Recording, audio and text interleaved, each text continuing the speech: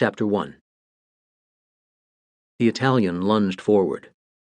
He was a small, lean man, but very muscular. Any disadvantage he suffered because of his lack of height was amply compensated for by his sharp eye and astonishing speed. Liebermann successfully deflected the foil's thrust, but lost his balance. He was unable to produce a counterattack, and his opponent advanced yet again. The tip of the Italian's foil came perilously close to the protective quilting over Liebermann's heart. Recovering his footing, Liebermann chose to make a passé, darting behind the Italian and taking a few steps backward. A trickle of sweat slid down his hot cheek. The Italian shrugged and walked away, flexing his foil in a gesture of indifference. After a few paces, he swung around and adopted the preparatory stance, his chin tilted upward in an attitude of arrogance. Liebermann edged forward. The Italian seemed to relax, his foil wilting a little in an apparently weaker grip. Liebermann noticed the subtle change and struck.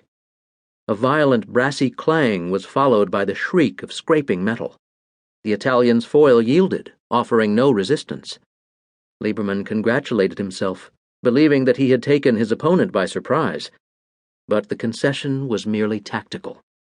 The Italian's blade deftly flicked around Liebermann's, displacing it with a powerful grazing action, and once again the tip of his opponent's foil effortlessly penetrated Liebermann's defenses. Liebermann retreated, executing a series of deflective maneuvers that barely contained the Italian's renewed fierce attack. They circled each other, occasionally touching blades in glancing contact.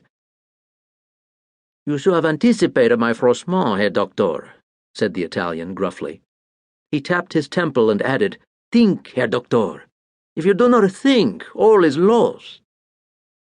Liebermann examined the blank oval of Signore Barbasetti's mask, eager to observe some mark of humanity, a conciliatory expression or the glimmer of a smile, perhaps.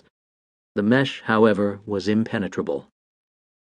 Their foils clashed again, blades flashing in a shaft of early morning sunlight. A swarm of lazy dust motes was sucked into a miniature cyclone of displaced air.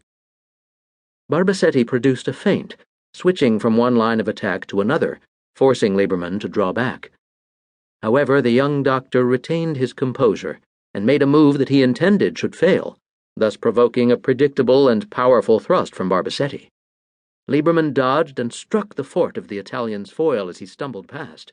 Barbasetti almost lost his grip. "Bravo, Herr Doctor!"